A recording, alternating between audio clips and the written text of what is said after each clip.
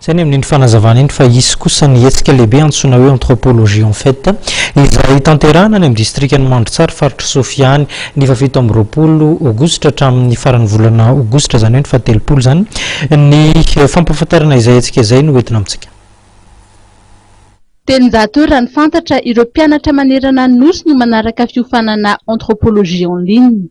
Ny anthropologie moa dia fianarana sy fanadihadiana mikasika ny fomba fiainan'ny olona andavanandro. Ho tanterahana ny Mandritsara ny famoahana ny andiany voalohany raha ny fanamariana izay noentin'ireo tompon'andraikitra androany izay natrehan'ireo zanak'Apelezy faritra Sofia. Hiavaka ny hetsika izay antsoina hoe anthropologie en fait na gagnona ambanivolo. Ny 27 moa zany misy séminaire de doctorat amin'ny sciences humaines et sociales. Dia andresan'ny mpianatra rehetrarehetra zay amin'ny formation sciences humaines na français na histoire na géographie na philosophie ny indrindra moa zany ny anthropologie resahana. Ny 28 zany misy mpianatra telo manao soutenance ary mitovy zany zio amin'ny le 29 mpianatra telo io koa zany manao soutenance. Ny 30 zany ino le cérémonie tegna famoahana le mpianatra zany.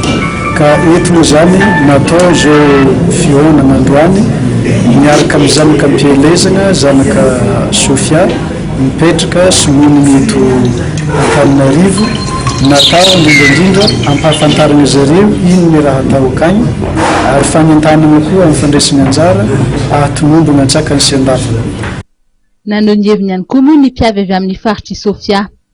Izazy ny kolotsaina malagasy ny tena hoe arangaranga zany mba ho fantatra zao tontolo zao ary ho fantatry ny malagasy samy malagasy indrindrandrindra dia faly zay maheno an'izany hoe ao Mandritsara zany misy antarana an'izany mémoire fanehoana ny asa fikarohana zany ho an'ilay mpianatra enina avy amin'ny faritany samihafa.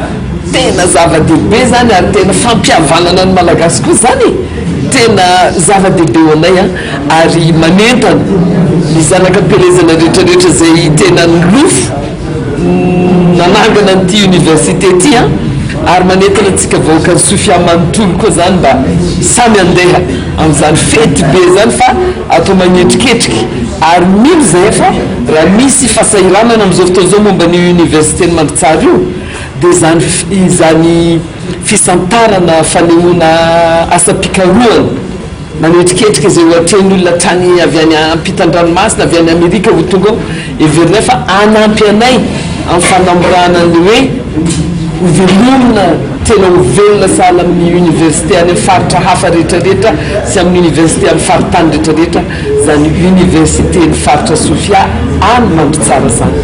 Ny tanjona moa dia ny ametraka hatrany ny université de proximité mba samy hanana olona manana ny maha izy azy avy ny faritra tsirairay ahafahany mitondra fivoarana amin'izay faritra izay.